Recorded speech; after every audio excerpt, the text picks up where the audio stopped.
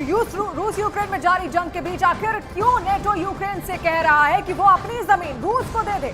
क्या रूस और नेटो के बीच कोई बड़ा समझौता हो गया है? और यूक्रेन आखिर क्यों कह रहा है कि नेटो के दबाव को यूक्रेन मरते दम तक नहीं मानेगा?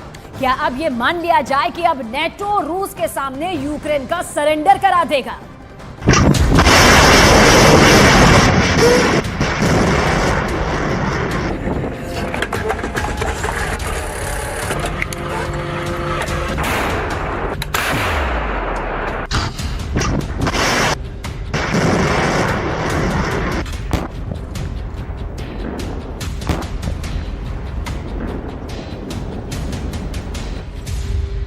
रूस का दलाल बना डरपोक नेटो। 17 महीने से ज्यादा की जंग के बाद यूक्रेन को समझ नहीं आ रहा है कि आखिर क्यों नेटो रूस के पक्ष में बयान दे रहा है। को समझ नहीं आ रहा है कि क्यों नेटो कह रहा है कि रूस ने यूक्रेन में जितने बड़े इलाके पर कब्जा किया है उसे रूस को दे दो। आखिर नेटो की ऐसी क्या मजबूरी है कि वो यूक्रेन से कह रहा है कि अगर नेटो में शामिल होना चाहते हो। आखिर नेटो यूक्रेन के ऊपर इतनी बेतुकी शर्तें क्यों लगाने पर आमादा है? रूस को जमीन दो, नेटो में शामिल हो। हैरानी की बात तो यह है कि नेटो 17 महीने से ज्यादा की जंग में यूक्रेन को 20 लाख करोड़ से ज्यादा के हथियार दे चुका है।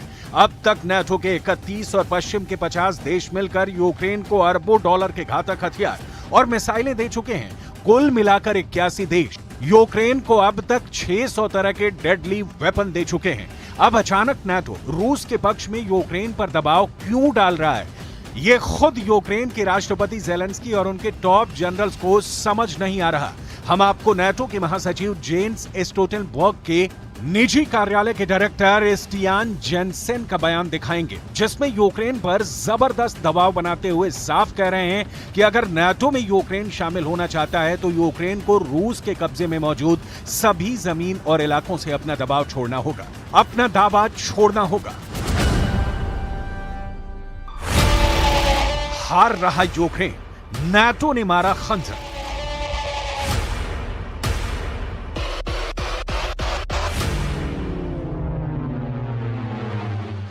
दुनिया भर के डिफेंस एक्सपर्ट्स हैरान हैं कि जिस वक्त यूक्रेन पर सबसे ज्यादा भयानक और तबाही वाले हमले कर रहा है, ऐसे वक्त में नेटो यूक्रेन पर बेतुकी शर्तें क्यों थोप रहा है। जानकारों के मुताबिक रूस ने एक तरह से यूक्रेन से जंग जीत ली है और अब नेटो अपनी नाक बचाने के लिए ऐसे रास्ते तलाश रहा है ताकि दुनिया ये भी देख ले कि नेटो में यूक्रेन शामिल हो गया है और दुनिया ये भी समझ ले कि रूस यूक्रेन से जीत गया है। यानी नेटो रूस के सामने डरपोक साबित होता जा रहा है। अब आप ये भी जान लीजिए कि नेटो महासचिव के निजी कार्यालय के डायरेक्टर स्टियान जेनसेन ने यूक्रेन पर क्या दबाव बनाया है। नेटो के महासचिव जेन्स स्टोल्टेनबर्ग के निजी कार्यालय के डायरेक्टर स्टियान जेनसेन ने यूक्रेन पर भारी दबाव बनाना शुरू कर दिया है। स्टियान जेनसेन ने रूस के पक्ष में या कहें कि रूस को फायदा पहुंचाने वाला बयान दिया है। स्टियान जेनसेन ने यूक्रेन को सुझाव देते हुए कहा है, मुझे लगता है कि यूक्रेन के लिए सबसे अच्छा समाधान यही हो सकता है कि वो उन इलाकों को छोड़ दे जिस पर रूस का कब्जा हो चुका है। बदले में यूक्रेन को नेटो की सदस्यता मिल जाएगी। स्टियान जेनसेन ने यहां तक कह दिया कि ये यूक्रेन पर निर्भर होना चाहिए कि वो कब और किन शर्तों पर बातचीत करना चाहता है। स्टियान जेनसेन के बयान पर यूक्रेन भड़क गया है। यूक्रेन का दुश्मन बना नेटो। नेटो से जुड़े एक टॉप अधिकारी का इस तरह के बयान से सवाल उठते हैं, आखिर यूक्रेन की आड़ में नेटो क्या खेल कर रहा है। जानकारों के मुताबिक नेटो को अच्छी तरह से पता चल गया है कि रूस ने यूक्रेन के उन इलाकों पर अच्छी तरह से कब्जा कर लिया है जहां से रूस की सेना को खदेड़ना अब यूक्रेन के बस की बात नहीं रह गई है। हम आपको बताने जा रहे हैं कि क्यों नेटो से जुड़े अधिकारी यूक्रेन से कह रहे हैं कि रूस को अपनी जमीन दे दो। डिफेंस एक्सपर्ट्स का साफ दावा है कि रूस ने 17 महीने की जंग में यूक्रेन के बहुत बड़े इलाके पर कब्जा कर लिया है। पूर्वी यूक्रेन पर रूस का दावा है कि उसकी सेना ने 35% इलाके पर कब्जा कर लिया है, जबकि दक्षिणी यूक्रेन में रूस ने 20% इलाके पर कब्जा कर लिया है।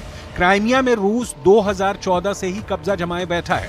17 महीने की जंग में पूर्वी यूक्रेन का किला कहे जाने वाले बखमूत पर यूक्रेन अभी तक दोबारा कब्जा नहीं कर पाया है। यहां तक रूस के कब्जे में मौजूद यूक्रेन की जमीन पर रूसी सेना ने ट्रिपल लेयर डिफेंस लाइन बना रखी है। यूक्रेनी सेना अभी तक रूस की फर्स्ट लाइन ऑफ डिफेंस को नहीं तोड़ पाई है और ना ही नाटो के घातक हथियार रूस की सेना को तबाह कर पाए हैं। रूस का दलाल बना डरपोक नाटो।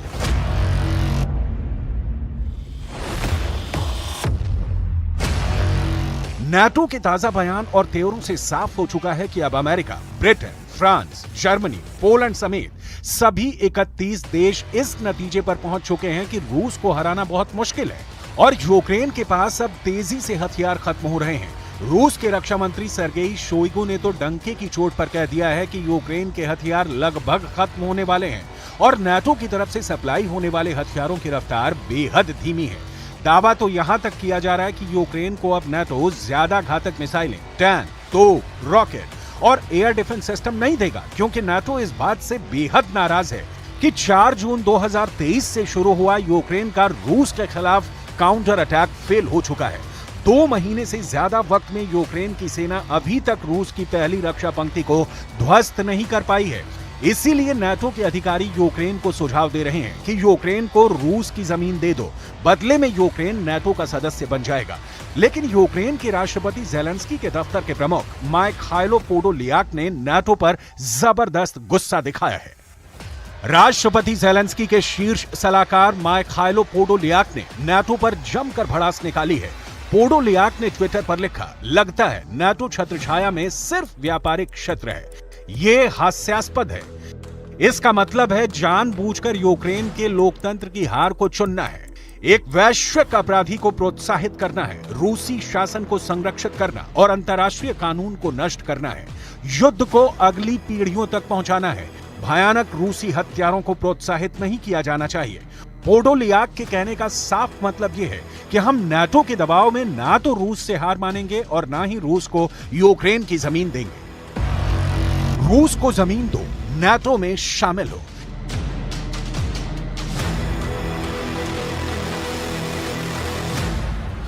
इधर नाटो यूक्रेन पर दबाव बना रहा है कि वो रूस को अपनी जमीन दे और नाटो में शामिल हो। उधर रूस ज़ेलेंस्की के यूक्रेन के चीथड़े उड़ा रहा है।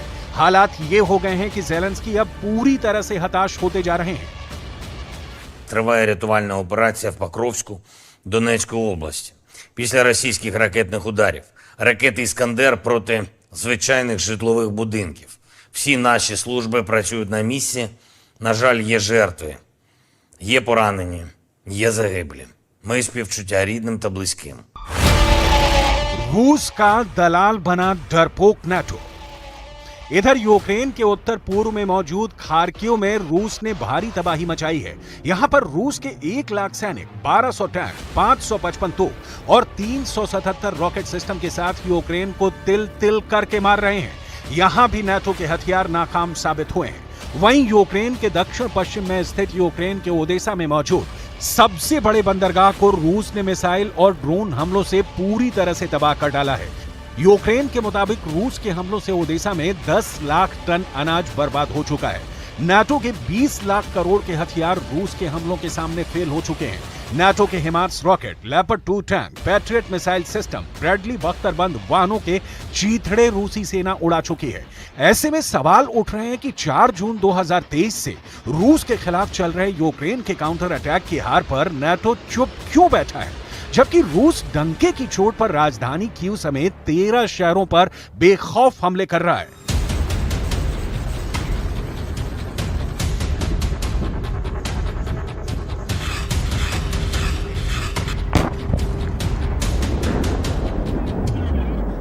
Сегодня ночью вооруженными силами Российской Федерации нанесен сосредоточенный удар высокоточным оружием большой дальности воздушного и морского базирования по ключевым предприятиям военной промышленности киевского режима. Цель удара достигнута. Все назначенные объекты поражены. Военно-промышленному комплексу Украины нанесен значительный ущерб. अब डिफेंस एक्सपर्ट भी साफ कहने लगे हैं कि यूक्रेन पर नाटो इसीलिए जमीन देने का दबाव बना रहा है कि अगर रूस ने पूरे यूक्रेन पर कब्जा कर लिया तो रूस फिर सीधे तौर पर नाटो के लिए खतरा बन जाएगा और रूस का अगला टारगेट पोलैंड होगा, जिस पर रूस अभी भी बड़े हमले की तैयारी कर रहा है। इसीलिए नाटो ने यूक्रेन को समझाने की कोशिश भी की कि पूरा यूक्रेन रूस के हाथों जाने से अच्छा है कि यूक्रेन 20 से 35% का नुकसान झेल ले और नाटो में शामिल हो जाए। इससे युद्ध रुक जाएगा और यूक्रेन को अपनी ताकत और फौज को मजबूत करने का वक्त मिल जाएगा।